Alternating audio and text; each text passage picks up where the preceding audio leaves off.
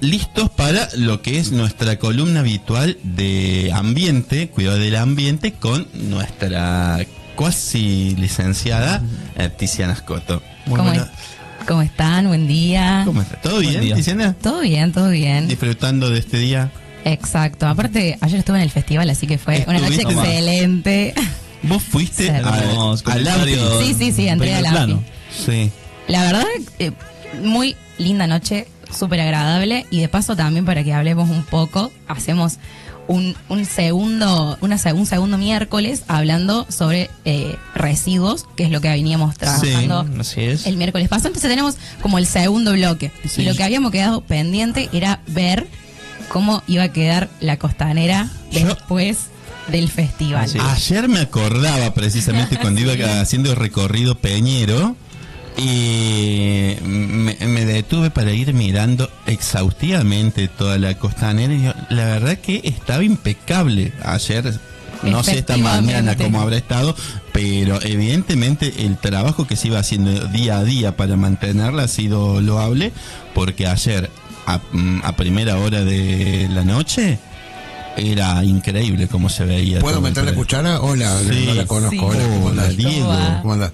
Mi experiencia, yo fui el viernes, el día del el primer día del festival, la noche más folclórica. Cuando estaba ahí, por eso estuve cerca de la Peña de los Soñadores, del lado de la costanera, mientras estábamos comiendo ahí, juntando, pasaron unos chicos y a juntar toda la basura. Bien, entonces se notaba que había sido un trabajo exhaustivo. Yo no sabía si estaban haciéndolo durante la noche o en cuanto terminaba. El durante también, y el domingo estuve también afuera y también viví limpio. Justamente durante el transcurso de la noche y al finalizar también, yo ayer ya eran horas de la madrugada y pude ver la costanera impecable. Así que, bueno, muy bien. Punto a favor. Exactamente. Estaba todo súper limpio, así que bueno, tenemos un punto nuestro reconocimiento bueno, en cuanto a residuos, así que excelente. Y teníamos un par de temas pendientes en esto de lo que hablamos de la clasificación de los residuos, sobre todo datos para los ciudadanos, para que sepamos a dónde podremos llevar nuestros residuos. Nos había quedado pendiente hablar sobre residuos electrónicos y a dónde poder llevarlos para su disposición. Al igual que las pilas usadas, los aparatos electrónicos se pueden ir a depositar al frente del edificio municipal, que hay incluso un container de gran tamaño en donde allí se disponen. Y hay que pedir aviso a la seguridad de la municipalidad para que abran el container y allí se depositen. Así que cualquier computadora, celular, un televiejo, se avisa y se deja ahí. Es porque está cerrado, digamos. ¿En dónde está entonces? Al frente del edificio municipal, sobre la calle Sobral. Entonces, ahí mismo, ese container que está al lado del estacionamiento de vehículos, ahí mismo. Lo único que hay que hacer entonces es solicitar que lo abran para dejar ahí el residuo tecnológico de que se trata. Para dejarlos ahí. Muy interesante el dato. Sí, siempre vamos trayendo algún dato nuevo para que sepamos qué hacer justamente con estos residuos que no van a la separación cotidiana que hacemos de los mismos. Y vamos ahora al tema central, que genera un poco de polémica porque no sabemos bien qué hacer con este residuo y que a veces no lo estamos gestionando de la mejor manera, que es el aceite usado. Entonces, ¿qué hacemos con el aceite? Porque en definitiva, por más que uno trate de llevar una vida lo más cuidada posible, algo de aceite en algún momento usamos. Algo para freír algunas papas fritas, alguna milanesa, una empanada. Nos sobra ese aceite. Entonces, ¿qué pasa con eso? Bueno, lo ideal y lo mejor es no tirarlo por las cañerías, porque justamente el aceite hace que justamente el ducto se tape, entonces tenemos problemas después para los desagües. Ese aceite también que se contiene en las cañerías puede traer cucarachas, algún tipo de insectos, entonces tampoco favorece y como punto principal contamina el agua. Entonces, bajo ningún punto de vista el aceite debería ir a las cañerías. Exactamente, de no tirarlo. ¿Qué hacer entonces? En la ciudad, por lo pronto, no conseguimos información de algún punto de gestión o de almacenamiento del aceite usado, que sí, en momentos se ha hecho por distintos barrios o centros vecinales, se ha hecho campañas de recolección, pero no ha quedado como una política estable dentro de la Secretaría de Ambiente, por ende, actualmente no hay dentro de la ciudad. Sí, por ejemplo, en el festival había un punto, yo la verdad no lo encontré, pero dijeron que iba a estar, yo no lo vi, de recolección de aceite usado. ¿Nicolás Miranda lo vio? No, tampoco lo encontré. Tampoco, por eso.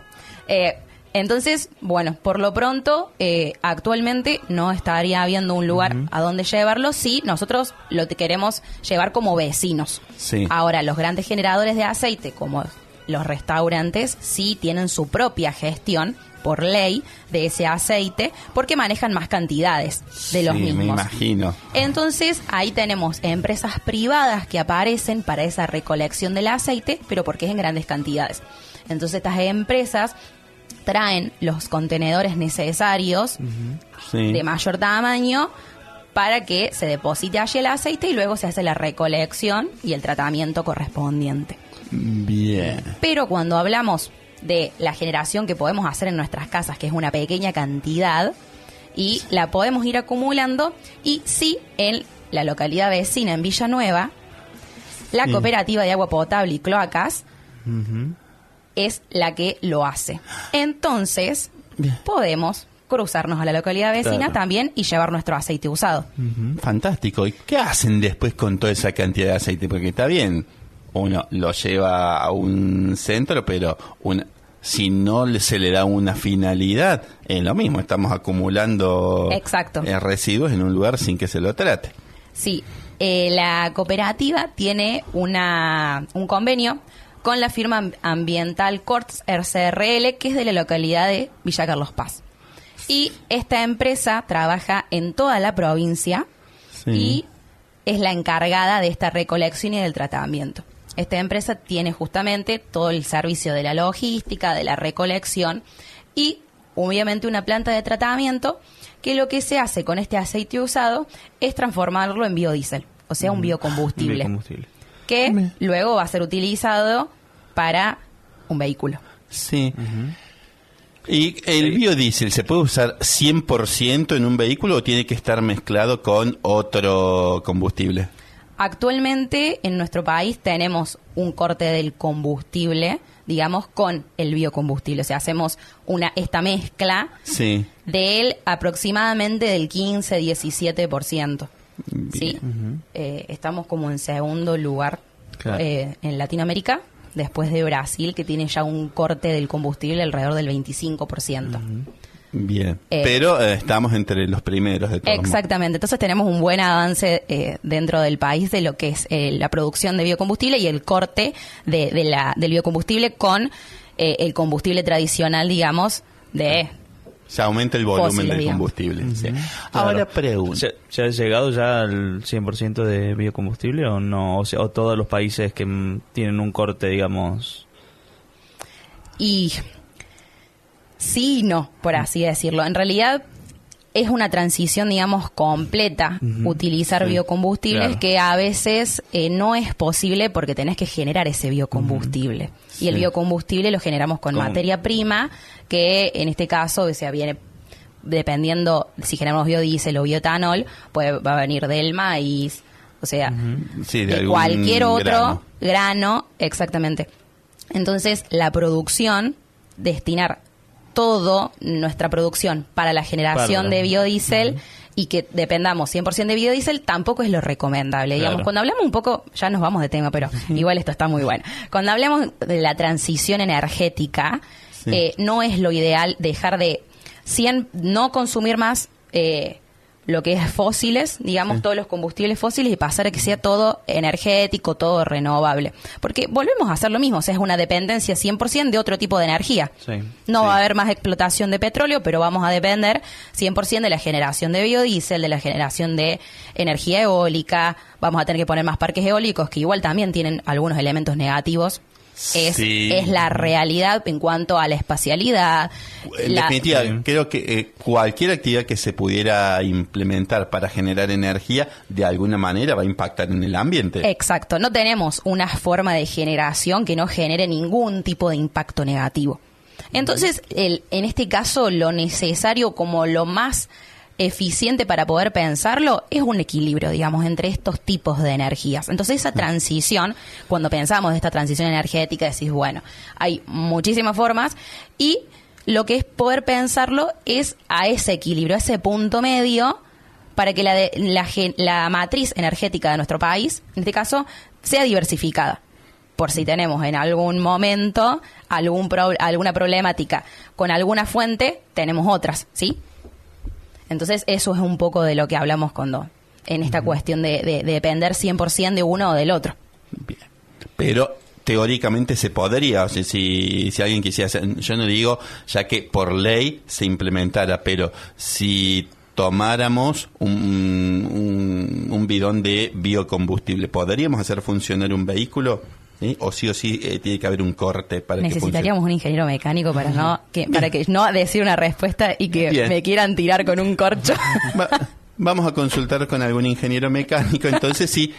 En forma teórica, cuando menos, se podría dar un 100%, claro, un vehículo que funcione 100% con biodiesel. Eso es lo que yo Pero yo estimaría que sí, tal vez hay una posibilidad de esa función, del funcionamiento de algún 100% de biocombustible. Vamos a averiguar, si siempre van surgiendo preguntas y está bueno que podamos recurrir a cuanto profesional sea necesario para dar las respuestas pertinentes. Entonces, el capítulo en Villanueva hace la recolección de aceite. Sí, ahora sí volvemos. ¿Y lo tienen que llevar a la sede de calle Belgrano o a algún otro lado? Exactamente, sí. Los vecinos se pueden acercar en el horario de atención al público, que es de lunes a viernes, de 7 a 13 horas, en Belgrano 357, ¿sí? En la sede de la cooperativa.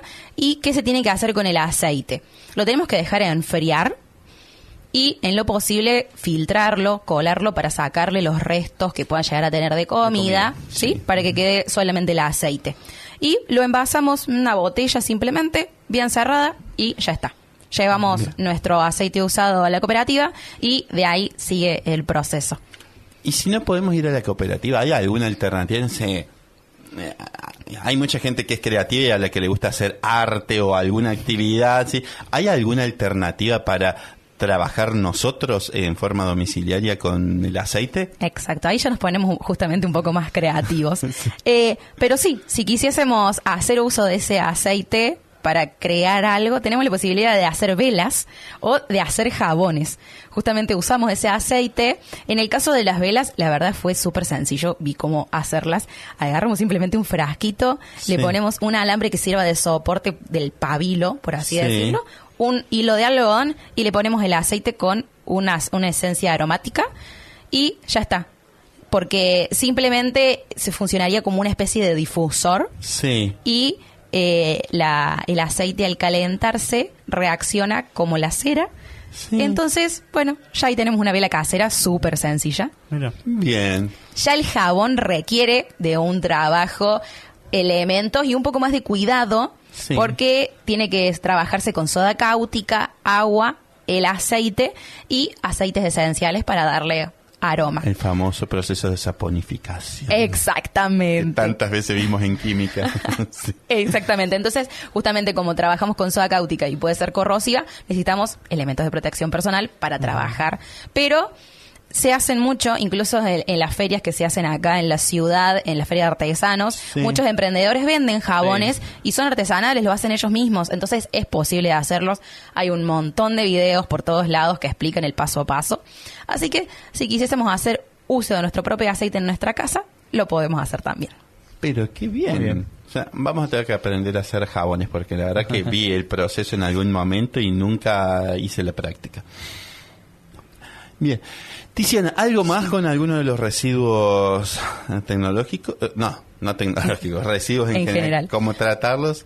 No, eso es todo. Hicimos la clasificación completa de todos los residuos. Completamos lo que quedó pendiente de la semana pasada. Exactamente. Como sí recordar lo que habíamos estado hablando, que si podemos hacer la mayor separación de residuos en nuestro hogar, es muy bienvenido. Después se vuelve un hábito, separamos y vemos que en realidad la cantidad de residuos que tenemos es minúscula, ¿sí?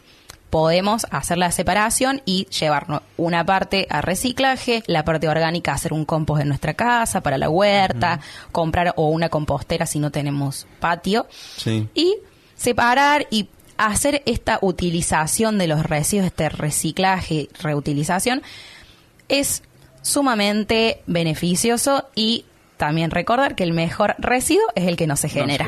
El que no se genera. Bien.